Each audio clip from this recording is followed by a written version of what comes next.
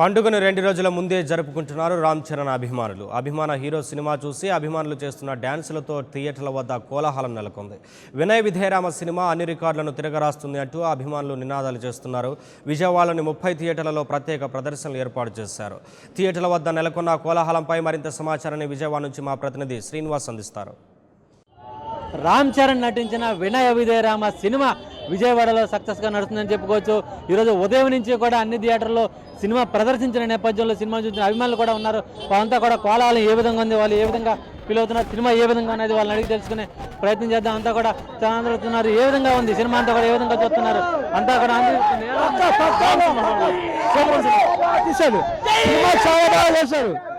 అదనపు సినిమా వేరే, ఈ సినిమా వేరే, బోయపాటి సినిమా వేరే, చరణ్తో కూడా బాగా చేపించగలడు, చూపించగలిగాడు.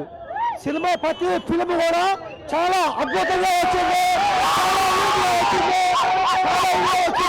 Cinema super duper hit.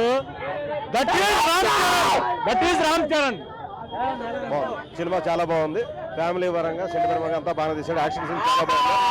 జై రామ్ చరణ్, జై చరణ్. సినిమా అంతా కూడా అందరూ కూడా అభిమానులంతా కూడా సంతోషం వ్యక్తం చేస్తున్నారు.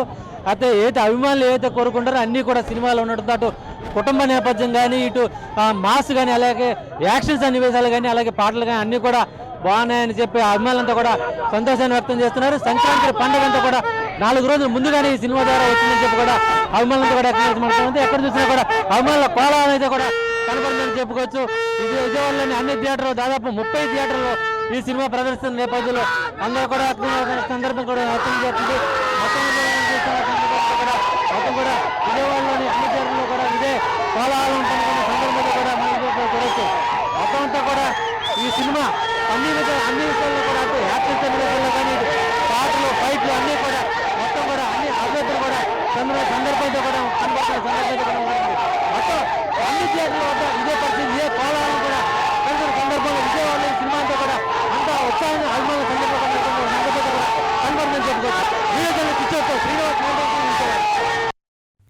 For more updates, please subscribe 99 TV Telugu.